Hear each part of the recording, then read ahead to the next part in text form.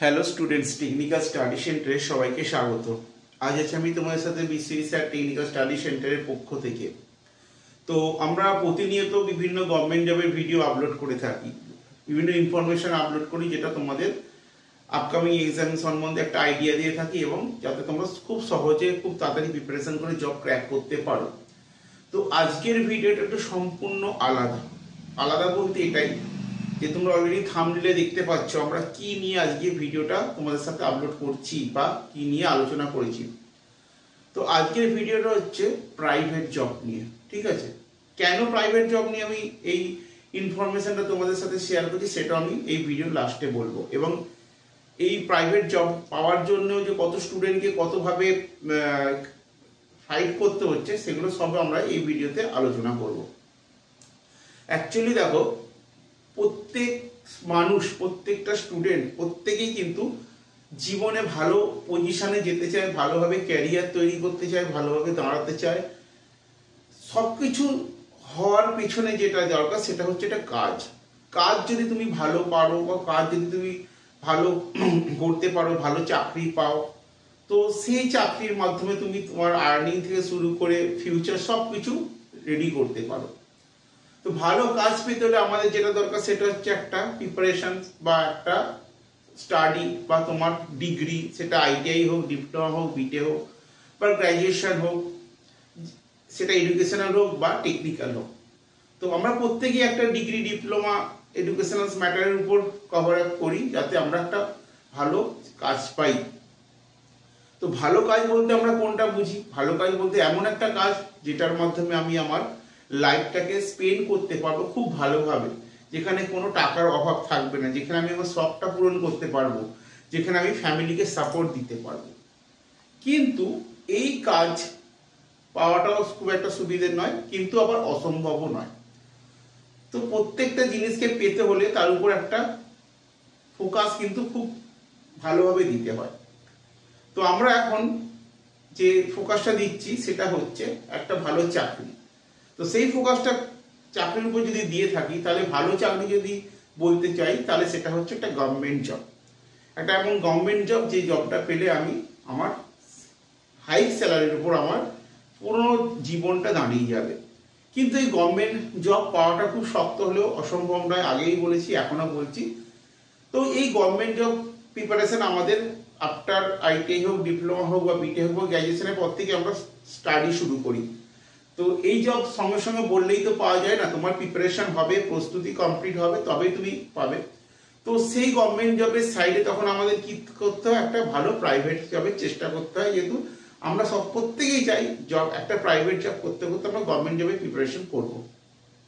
Side থেকে আমি government private থেকে জব করে আমি আর্ন করব, সেখান থেকে আমি আমার ফ্যামিলিকে সাপোর্ট দেবো, প্লাস আমি আমার নিজের যে টার্গেটটা আছে, একটা ভালো গভর্নমেন্ট জবে হওয়ার জন্য যে প্রিপারেশনে যে খরচাটা পড়ে, যে মান্থলি ফিস পড়ে, যে অ্যাপ্লিকেশন ফিস পড়ে, সেগুলো সব আমি দেবো।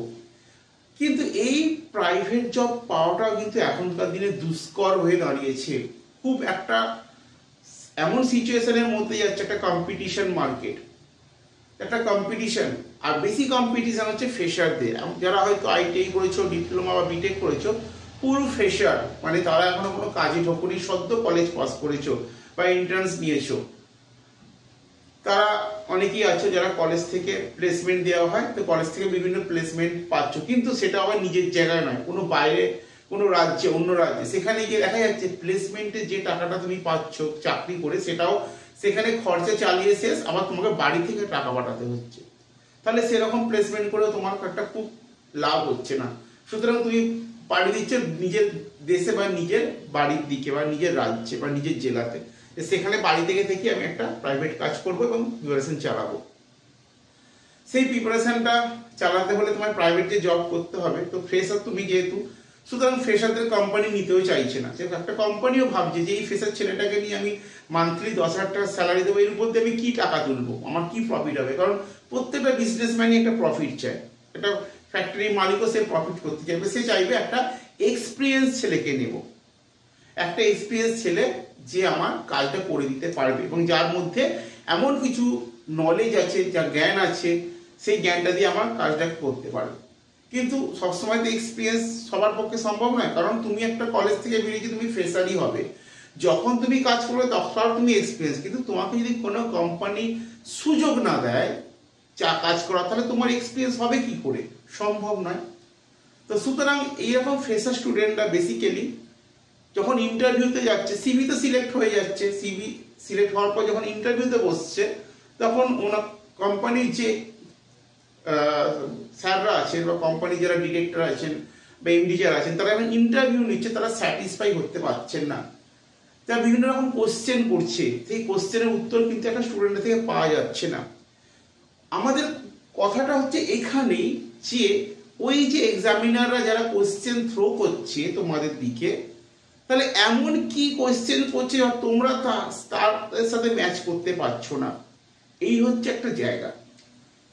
ঠিক আছে, কিন্তু এটাও দেখা যাচ্ছে যেসব স্টুডেন্টরা যারা ফ্রেশার, তাদের মধ্যে কিন্তু অনেকের মধ্যে সেই এবিলিটি আছে ইন্টারভিউকে ক্র্যাক করে বেরিয়ে যাওয়ার। অনেক স্টুডেন্টই আমার ফোনে বলে, মেসেজ করে, স্যার প্রাইভেটে ইন্টারভিউ দিচ্ছি, অনেকগুলো দিচ্ছি, হচ্ছে না জব, আমরা ইন্টারভিউতে কেটে যাচ্ছি। ডেফিনেটলি একটা কম্পিটিশন মার্কেটে কোম্পানি চাইবে তোমাকে বাজিয়ে দেখে নেওয়ার। তাহলে তোমাকে ইন্টারভিউ দিতে গেলে, প্রাইভেট কোম্পানিতে ইন্টারভিউ দিতে গেলে, তোমার যখন সিভি শর্টলিস্টেড হবে তখন তোমাকে সেভাবেই ইন্টারভিউ দিতে হবে তুমি যে ডিপার্টমেন্টাল তার উপরে। ঠিক আছে, সাপোজ ধরো তুমি একজন ইলেকট্রিশিয়ান বা তুমি একটা ইলেকট্রিক্যাল ডিপ্লোমা করেছো বা বিটেক বা আইটিআই করেছো, এখন দেখা গেল কোম্পানিতে ইলেকট্রিশিয়ানের রিকোয়ারমেন্ট আছে।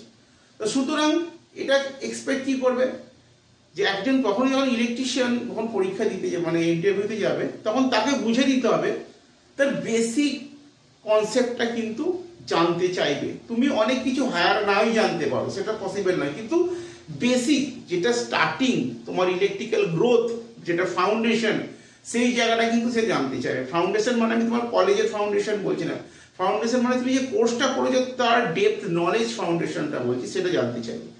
সুতরাং একটা দুটো কথা দিয়ে তুমি যখন তাকে বোঝানোর চেষ্টা করছে, অলরেডি বুঝে যাবে তোমার মধ্যে হিউজ নলেজ আছে।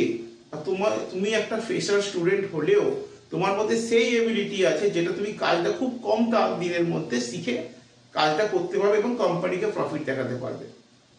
তো সুতরাং এখানে শুধুমাত্র একটা সিম্পল উদাহরণ দিলাম ইলেকট্রিক্যালে, এরকম মেকানিক্যাল, ইলেকট্রনিক্স, অটোমোবাইল, সিভিল, হচ্ছে আইটিআই বা diploma, B Tech, post maintainer, operator, technician, junior engineer, supervisor, field supervisor, এরকম অনেক পদ আছে। তো সুতরাং তুমি কোন পদের জন্য অ্যাপ্লিকেশন করেছো, সেখানে গিয়ে সেই পদের জন্য যে ইন্টারভিউ হবে তাহলে তোমায় বুঝে নিতে হবে এখানে কি কোশ্চেন আসতে চলেছে। তো সুতরাং এই স্টেপগুলো যখন তুমি জানবে, যখন তুমি গিয়ে ইন্টারভিউতে বসবে, যখন কোশ্চেন তোমায় করা হবে, তুমি যদি ইজিলি থরলি সেই অ্যান্সারগুলো দিয়ে দাও, ঠিক আছে, দুই একটা কোশ্চেনের অ্যান্সার যদি দিয়ে দাও, এটা তোমাকে ভাবতে হবে না যে আমি সিলেক্টেড হব না। ডেফিনেটলি তুমি প্রাইভেট কোম্পানি সিলেক্টেড হবে, ফ্রেশার হলেও তুমি সিলেক্টেড হবে। সুতরাং অ্যাকচুয়ালি ওনাদের যে রিকোয়ারমেন্টটা ছিল সেটা তুমি ফুলফিল করে দিয়েছো।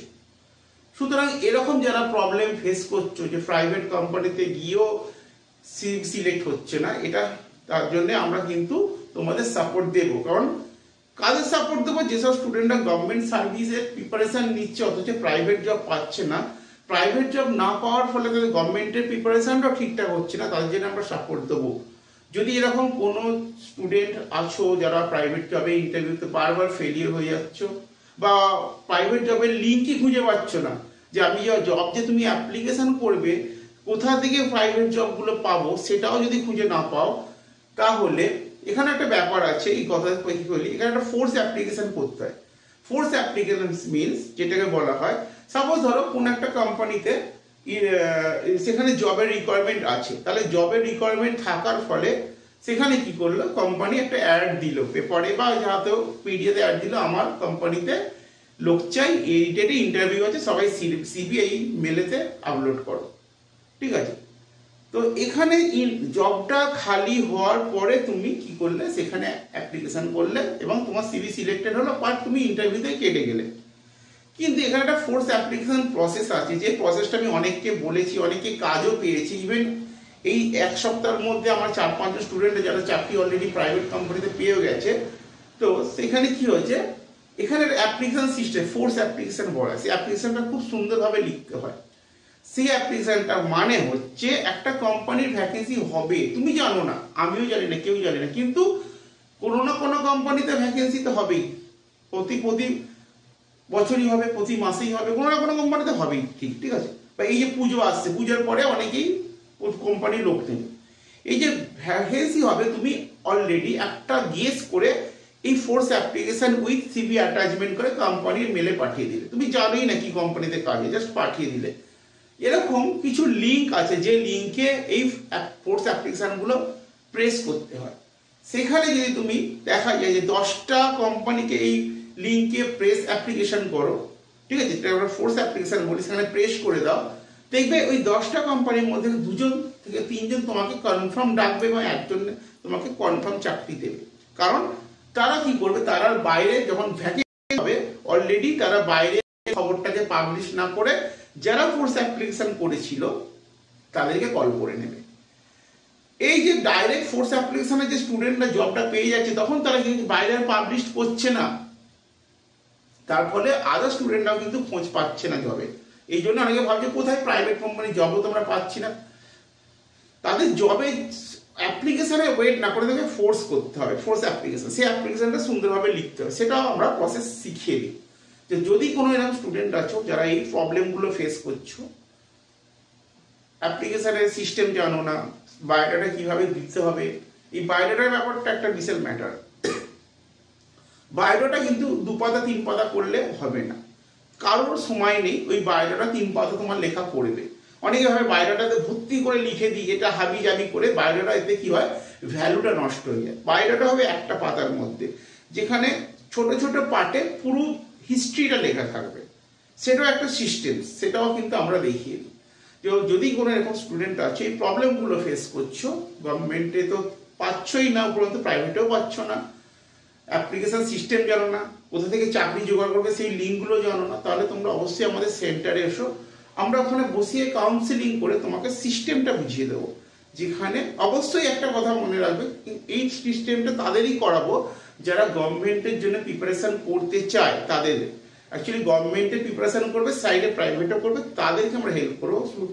তার জন্য তোমাদের সেন্টার আসতে, অনেকে বলে স্যার অনলাইন বলে দিই, এটা পসিবল নয়, কারণ তোমাকে একটা গ্রুমিং করতে হবে, তোমার ভুলটা তোমাকে জানাতে হবে, তুমি কি ভুল করছো সেটা আমরা কিন্তু সামনে বসেই বুঝতে পারবো। বারবার তোমার এই ভুলের ফলে তুমি প্রাইভেট জবও কিন্তু ইন্টারভিউ ফেল করছো, সেই গ্রুমিংটার জন্য, সেই কাউন্সিলিংটার জন্য কিন্তু ইন ফ্রন্ট অফ তোমার সামনে থাকতে হবে।